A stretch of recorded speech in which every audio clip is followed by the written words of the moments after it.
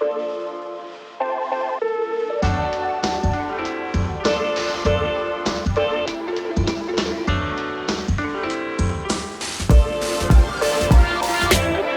and welcome to Ride It and Review It this week. And every week we have the one, the only, who lives in the dungeon, Rob.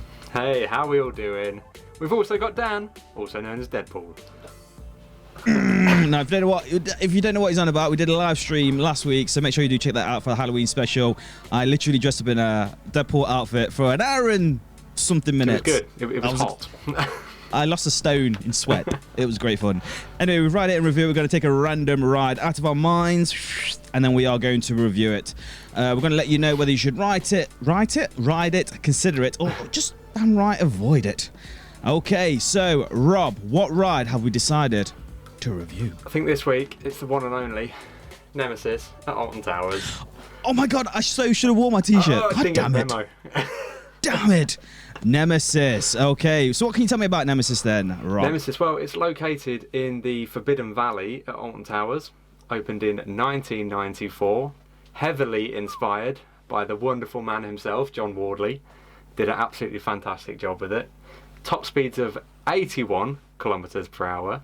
A height of only 13 meters, which I thought it'd be more than that. Is that it? Yeah, but obviously it's sunken down in the ground, so that's probably going to play a part to it. G-forces of 3.5, which is quite impressive. Quite impressive.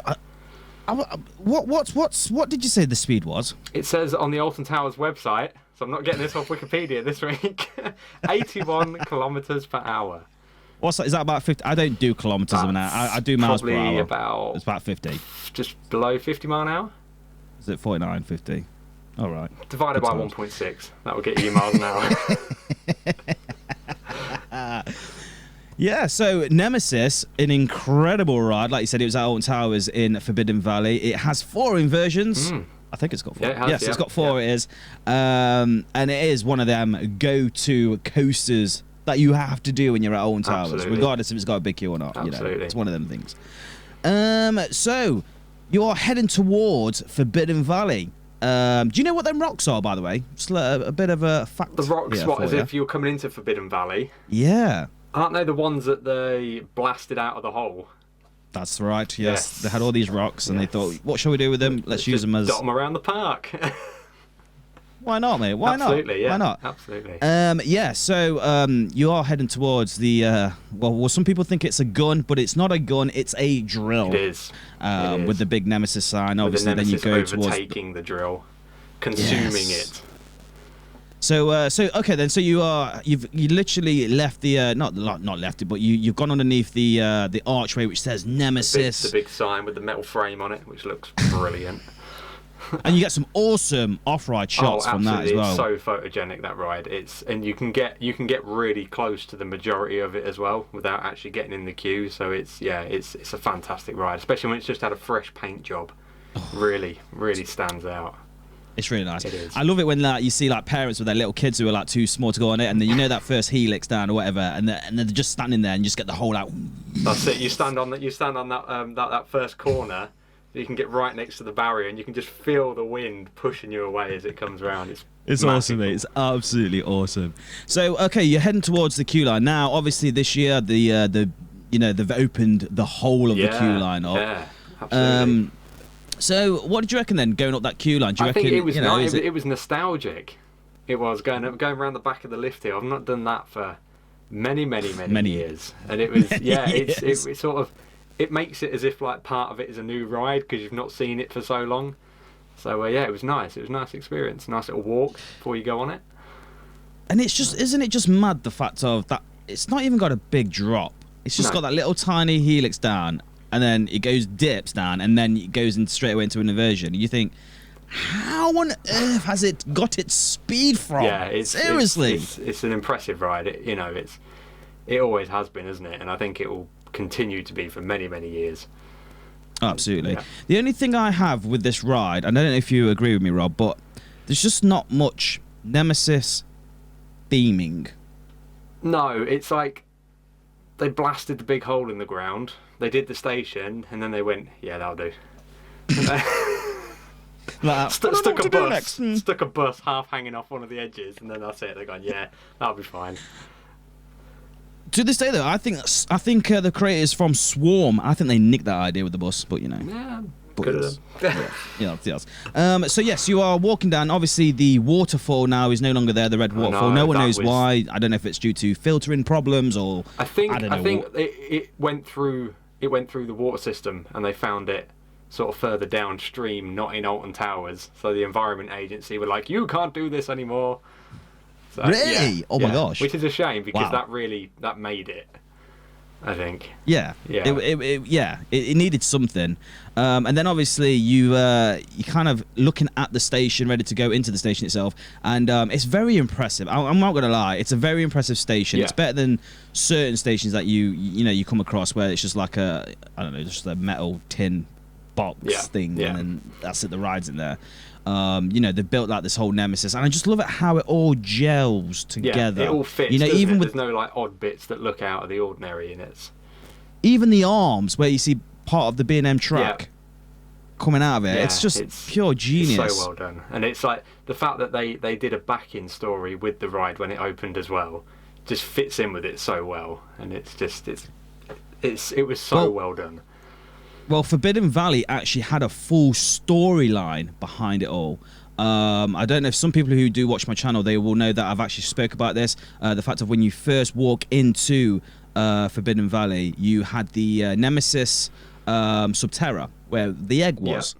They obviously that got hatched and then turned into the Nemesis, and then to kill the Nemesis, they used the blade. Oh, okay. I didn't know that. Okay, so when you use the blade, then you go into Ripsaw, where you get washed down. Okay. From the yeah, and then you will jump on Galactica to fly away. To fly away. Oh wow, that's the story. That's the story. That is the story. Whether it's true or not, I have no knowledge.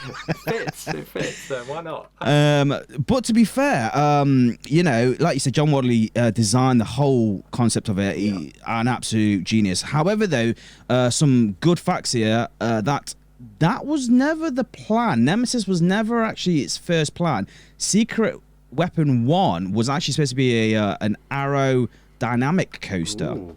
Believe it or not.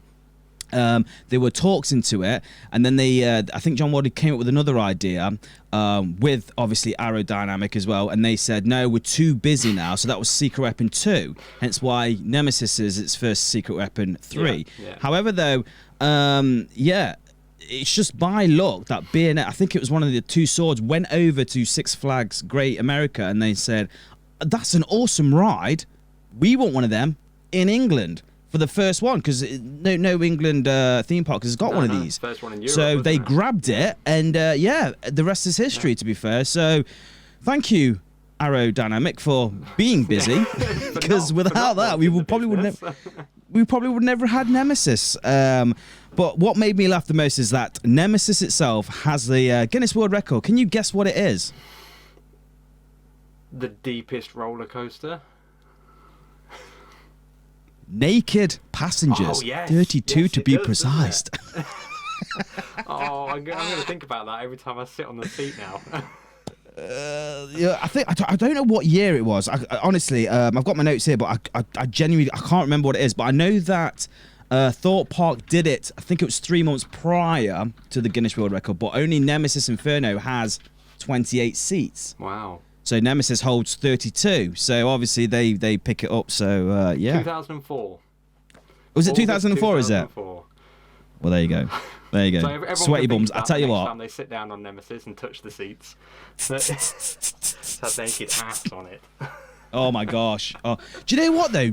I think I was working then. I don't think I was working on Nemesis at the time, but I'm pretty sure I was working at Alton Towers at the time. Yeah, I know.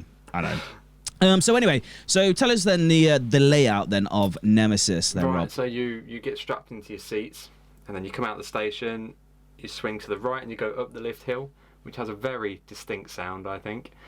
And then as you get to the top of the lift hill, it goes around to the left with a slight drop, as you say. It's nothing drastic to it.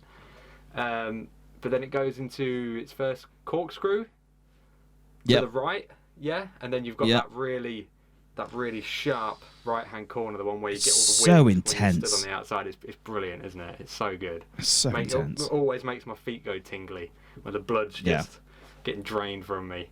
And then once you've gone round that, you head as if you're heading back towards the station, and it goes up and over the station with another corkscrew, which is that's also. I think that's really the best bet. good element. I love it. Just over the station, and it just the transaction to it as well. It's just it's smooth, isn't it? It's still smooth even now. Yeah, I mean, it's getting a little bit rougher, but it's still considerably smoother than most of the rides out there. Oh god, yeah, absolutely. So once you've done that, you then sort of dip across into the massive crater that they've blown out, and then you go around the right-hand corner, back on yourself, and then obviously you've got the loop, which is just brilliant. It's such a perfectly proportioned loop, if that ever makes sense. and it's in the perfect spot as well. You can see it everywhere. You sort of go and you sort of go past the queue line with all the metal fencing in front of you, especially at Scarefest at night. That bit is brilliant. And then you go under the queue line after that, and then left-hander, and then another corkscrew, which that's a just really missing good the element, bus, because it sort of goes under the station to the side, and then you've got all them close elements and all like that, especially when it's a little bit overgrown. If you stick your hand out on the side, you can hit the trees and stuff. So can you? Yeah. I'm 5'5", so my arms are really tiny, like T-Rex arms. So I've got no chance of doing that, mate. Blah, constantly, touching the bus. But you feel like your legs are going to smash against everything. It's that sort of close. Once again, Rob, don't never get that feeling. I'm 5'5", but yeah. 6 foot, I heard. So and then it goes round to the right, and then you're back onto the station run. And it's I just think Nemesis itself is really short. It's a very short ride. They should have made it a bit longer, but then back in the days, we're talking how many years ago? Yeah, 1994. That's long time ago. I can't do quick maths. I'm trying to figure it out. Yeah, 16. Years. Yeah. Jesus. 26. So 26 years. 16 years. Jesus, I need to go to bed. But I tell you what, though, what's really fascinating, that it's had over 50 million people ride it. That's crazy. That's insane. That shows how well it's built, I think. Yeah, and to this day now, it's still, I think it's number 16 in the golden ticket. Well, it was last year. Oh, right. Obviously, okay. 2020's gone. Yeah. I don't think nothing's going through the golden ticket. No. But yeah, it's still getting its golden ticket. Yeah, it still draws the crowds, doesn't it? Like, it's absolutely. Like in like the summertime, it might be a bit quiet, but then as soon as Scarefest hits, bang, everyone's back on it, and it's, as soon as night rides come out, it's boom. Oh, I know what you mean, though. I know what you mean. Yeah. So I think we should review it. Not review it. We should rate it. Rate it. There we go. Oh my gosh, we should rate it. So number 3 is it's absolutely terrible. It's pants. If someone gives you a fast pass, you'd be like, no, I'm okay. Thank you very much. I am not riding this coaster.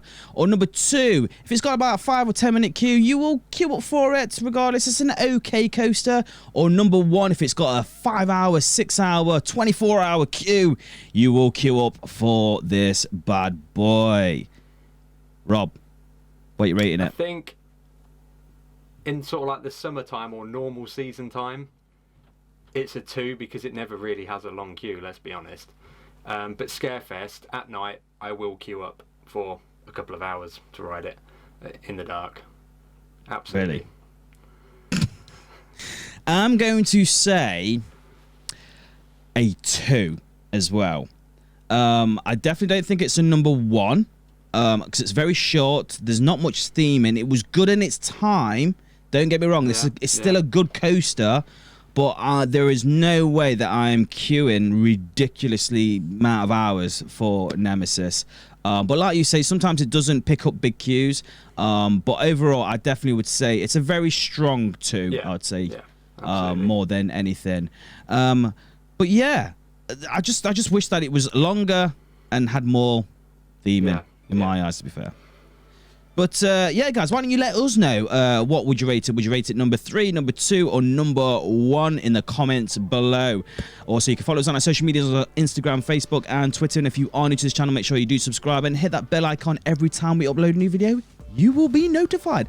Also, we like to have a discussion in our Discord at CoasterDan, so make sure you go over there and check us out. Right, guys, thank you so much for watching, and happy riding. Bye-bye. See you later.